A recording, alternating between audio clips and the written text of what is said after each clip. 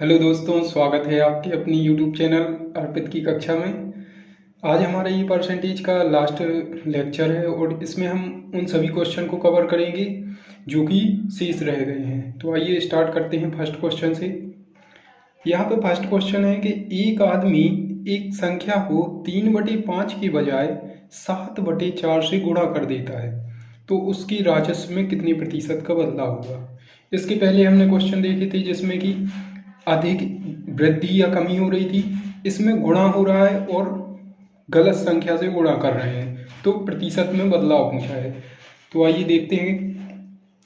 इसमें एक आदमी एक संख्या को 3/4 की बजाय, मतलब 3/5 की बजाय, तो 3/5 क्या होगी, सही संख्या होगी। और 3/5 की बजाय किससे गुणा करेगा, यहाँ पे 7/4 से। तो 7/4 उसने गलती से लिख दिया,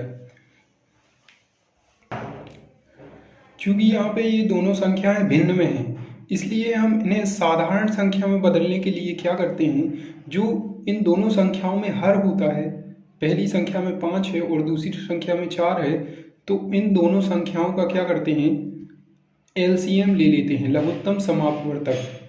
लघुत्तम समापवर्तक लेने पर क्या आता है अपना, 4 पंचे 20 आ जाता है। ठीक है, तो 20 का हम दोनों संख्याओं में गुणा कर देते हैं।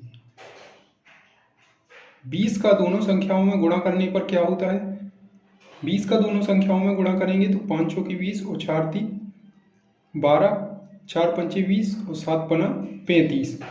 यहाँ क्या हो गया, सही वैल्यू अपनी क्या है, 17, और 17 की बजाय हमने किसने गुणा दिया, 35 से। तो कितने अधिक से गुणा कर दिया। अब प्रतिशत बदलाव देखना है, तो अगर साधारण बदलाव देखेंगे तो 12 से 35, मतलब हमने अधिक से गुणा कर दिया है। तो कितने प्रतिशत अधिक से किया है, ये अपन को ज्ञात करना है। तो 12 से 35 कितना अधिक है, ये 23 अधिक है। ठीक है, ये तो आ गई अपनी वैल्यू साधारण। अब प्रतिशत में ज्ञात करनी है, तो हम क्या करेंगे, 23 12 का कितना प्रतिशत होगा, ये अपन ज्ञात कर लेंगे। तो ये 23 12 का कितना प्रतिशत होगा, 191, सही 2/3%। ये आप सॉल्व कर लेना। ठीक है, आइए इसका एक नेक्स्ट क्वेश्चन और देखते हैं। यहाँ नेक्स्ट क्वेश्चन में क्या बोला गया है कि एक छात्र संख्या को 5/3 की बजाय 3/5 से गुणा कर देता है। तो हमें गुणा किससे करना था, 5/3 से, और हमने गुणा किससे कर दिया है, 3/5 से गुणा कर दिया है। ये मतलब ये गलत है संख्या। अब हमें ये देखना है कि प्रतिशत बदलाव देखना है कितना हुआ है। तो हम ये देखेंगे कि कितना अधिक या कमी है, इससे पता नहीं चलेगी, इसलिए हम इसको साधारण संख्या में बदल लेंगे। और साधारण संख्या में बदलने के लिए क्या करते थे, दोनों संख्याओं की हर का क्या ले लेते थे, एलसीएम। तो एलसीएम लिया तो क्या आएगा, 15। जब दोनों संख्याओं का एलसीएम 15 आ गया, तो हम दोनों संख्याओं में 15 का गुणा कर देते हैं। दोनों संख्याओं में 15 का गुणा करेंगे तो क्या होगा, 25 सही संख्या, और गलत संख्या क्या हो जाएगी, 9। यहाँ पे हमारी सही संख्या 25 आ गई है और गलत संख्या 9। तो मतलब हमने 25 से गुणा करना था और 9 से गुणा कर दिया। तो कितने का परिवर्तन किया हमने, 16 अपन ने कम से गुणा किया है। ठीक है, 16 से कम से गुणा किया है। तो हमें ये देखना है 16 25 का कितने प्रतिशत है। अब 16 को 25 के साथ क्यों निकालेंगे प्रतिशत में, क्योंकि जो वास्तविक मान होता है ये वास्तविक होगा। तो वास्तविक मान से अपन गणना करेंगे, तो वास्तविक मान 16 25 का कितने प्रतिशत है, यही बताया था। जिसका लिखा हो उसको नीचे लिख लेते हैं हमें। तो 16 25 का कितने प्रतिशत है, तो 25 चौके 100 और 16 चौके 64। 64% का क्या हो जाएगी, इसमें गलती हो जाएगी, मतलब कमी। ठीक है, तो दोस्तों अगर आपके पास इस टाइप का कोई भी क्वेश्चन आता है तो आप इस मेथड का यूज करके कम से कम समय में इसको सॉल्व कर सकते हैं। तो आइए इसके आगे हम एक नेक्स्ट क्वेश्चन देखते हैं। अब इस टाइप के क्वेश्चन में हम क्षेत्रमिति से आधारित कुछ क्वेश्चन को यहाँ देखेंगे, क्योंकि उसमें परसेंटेज का यूज किया गया है, इसलिए देखते हैं हम क्षेत्रमिति के कुछ क्वेश्चन। इसमें क्षेत्रफल पर आधारित कुछ क्वेश्चन में आते हैं, जैसे कि किसी क्षेत्रफल की लंबाई में वृद्धि कर दी गई और चौड़ाई में वृद्धि या कमी कर दी गई, तो क्षेत्रफल पर क्या असर पड़ेगा। तो देखते हैं, यहाँ ये क्वेश्चन है, अगर आयत की लंबाई 37 सही 2/3% बढ़ा दी जाए और चौड़ाई 20% घटा दें तो क्षेत्रफल पर क्या प्रभाव पड़ेगा। तो हम यहाँ ऐसी मेथड यूज करेंगे जिससे कम से कम समय में ये क्वेश्चन सॉल्व हो जाए।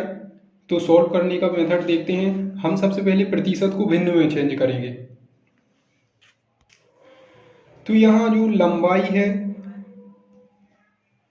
वो कितनी है, 37 सही 1/2%। इसे अगर हम भिन्न में चेंज करेंगे तो क्या आ जाएगा, भिन्न में चेंज करेंगे तो ये आएगा अपना 3/8। इसे चेंज करके देख लेना, 3/8 आ गया, ठीक है। और जो चौड़ाई है, चौड़ाई अपनी 20% है, 20% को अगर भिन्न में बदलेंगे तो आएगा अपना 1/5। अब क्वेश्चन में क्या बोला गया है, आयत की लंबाई 37 सही 1/2% बढ़ा दें। तो यहाँ लंबाई को बढ़ा रहे हैं, तो हम क्या लिखेंगे यहाँ पे,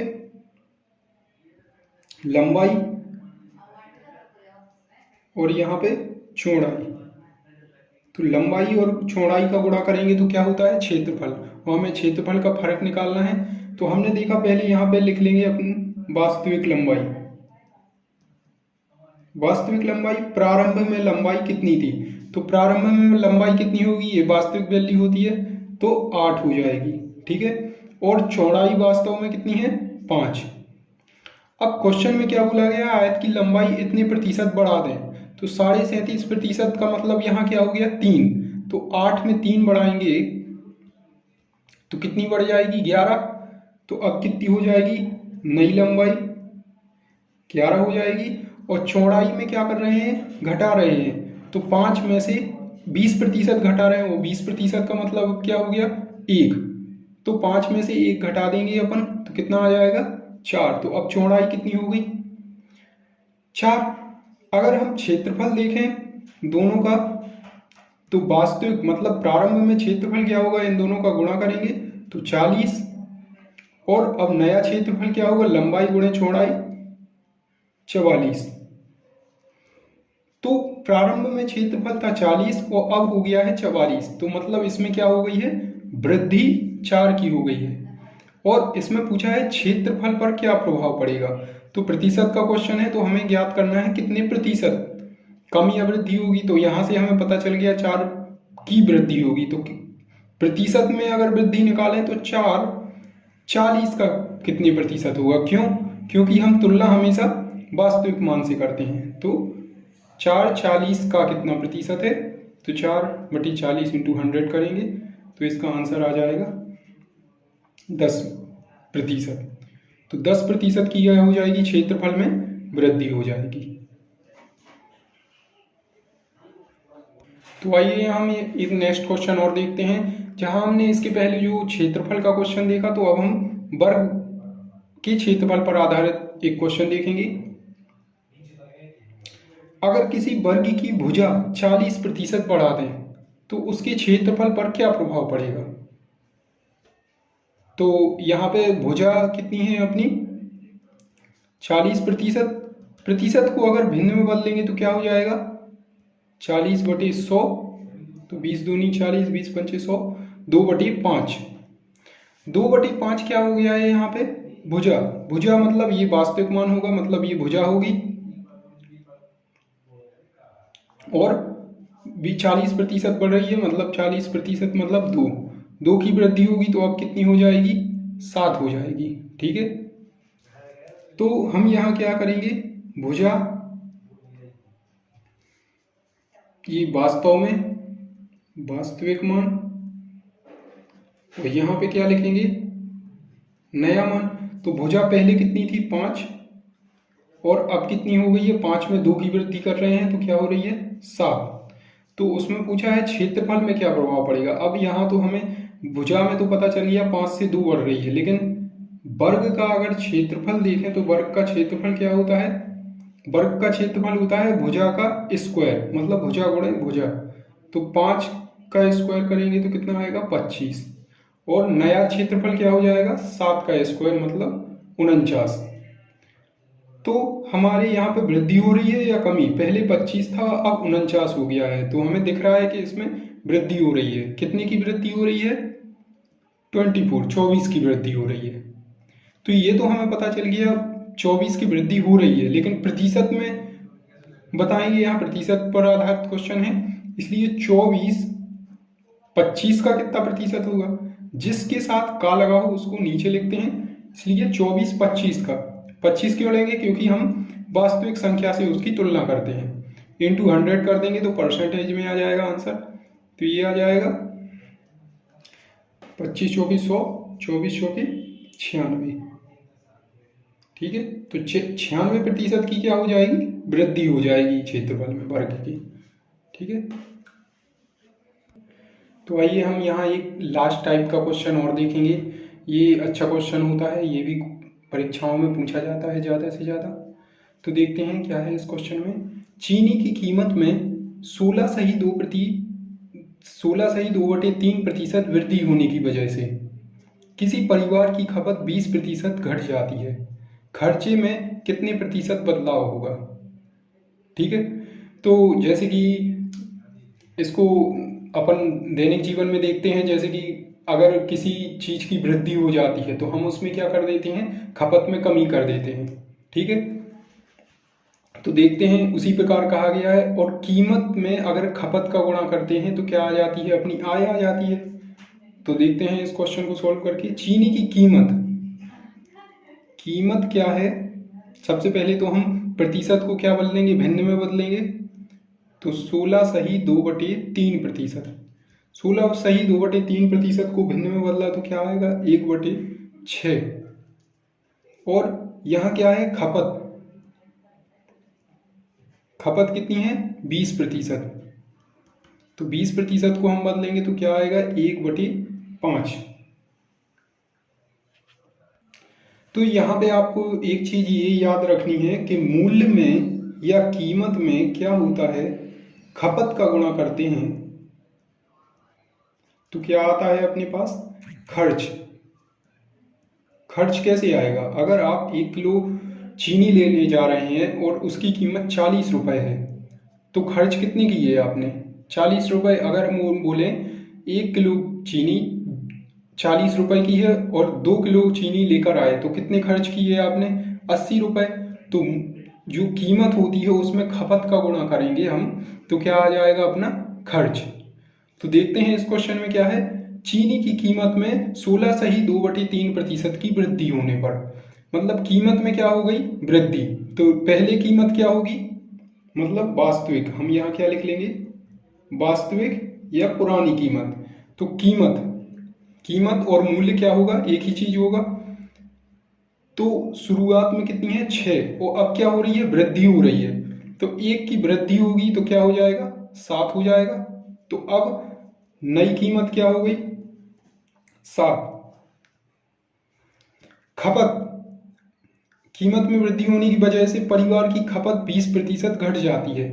अब परिवार की खपत 20%, तो यहाँ पे पहले खपत क्या होगी 5, ये 5 हो जाएगी वास्तविक मतलब पहले, और फिर इसमें क्या हो रही है घट जाती है मतलब 5 से 1 कम हो जाएगी तो क्या हो जाएगा 4। अब खपत कितनी हो गई 4। तो यहां से खर्च आ सकता है, अगर हम इन दोनों का गुणा कर दें तो पहले खर्च कितना होगा अपने पास 30, 6 पंचे 30, और अब मूल्य में खपत मतलब 7 मूल्य हो गया और खपत 4 हो गई, तो अब खर्च कितना आ जाएगा 28।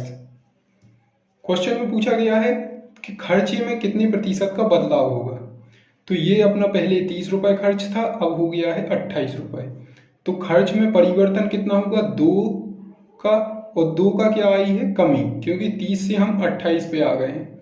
लेकिन क्वेश्चन में पूछा गया है प्रतिशत में बदलाव कितना आया। तो प्रतिशत में निकालने के लिए हम क्या करते हैं 2 प्रारंभिक कीमत का कितने प्रतिशत होता है। तो हमेशा आप ये याद रखिए कि तुलना हम प्रारंभिक कीमत से करते हैं वास्तविक कीमत से। अगर किसी कंडीशन में कहा जाए कि अब रियल वैल्यू के आधार पे अब प्रतिशत ना मतलब क्या परिवर्तन होगा, तो नहीं से करेंगे, नहीं तो हम किससे करते हैं, वास्तविक कीमत से। तो वास्तविक कीमत है 30 और मल्टीप्लाई 100 का कर देते हैं तो हम प्रतिशत निकाल लेते हैं। तो इसको सॉल्व करेंगे तो कितना आएगा, 20/3, 6 सही 2/3%। और ये क्या है, कमी। यहाँ से चल जाता है पता अपन को, कमी हो रही है वृद्धि, तो ये हो जाएगी कमी। ठीक है,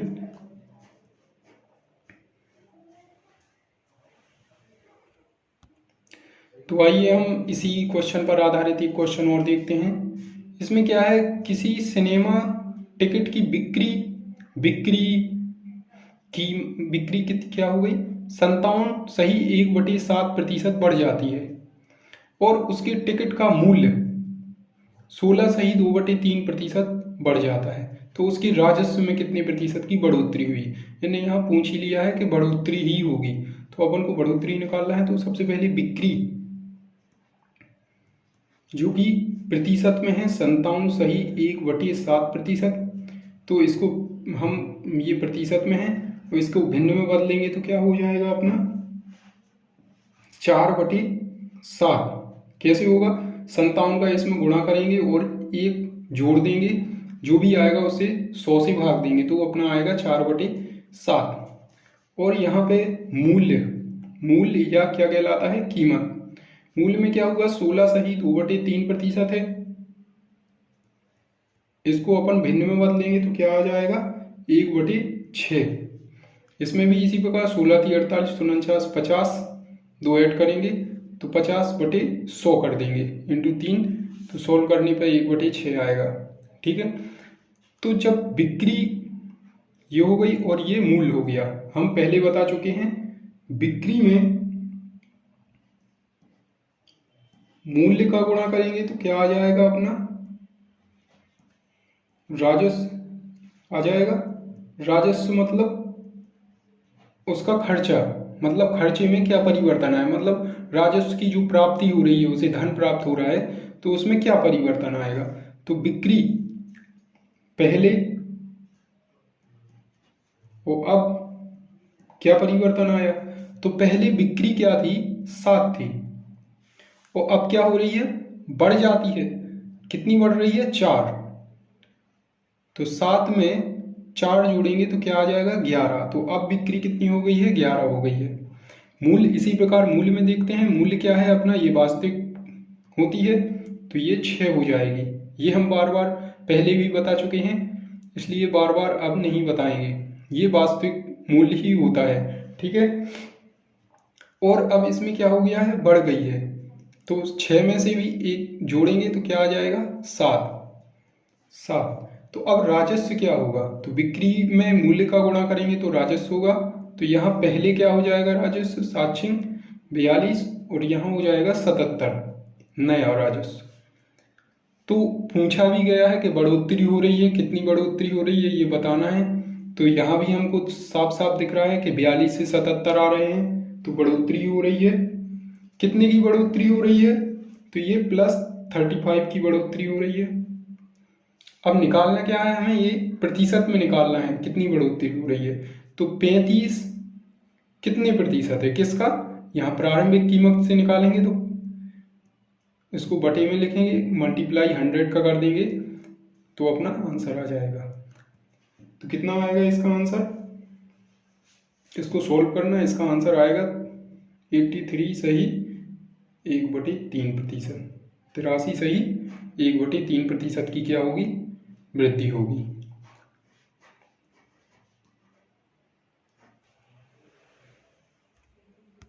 दोस्तों ये हमारे परसेंटेज का लास्ट वीडियो था। इसके आगे हम किसी अन्य टॉपिक पर एक नया वीडियो लाएंगे। अगर आपको हमारा वीडियो अच्छा लगता है तो इसे लाइक कीजिए, ज़्यादा से ज़्यादा शेयर कीजिए और सब्सक्राइब कीजिए। धन्यवाद।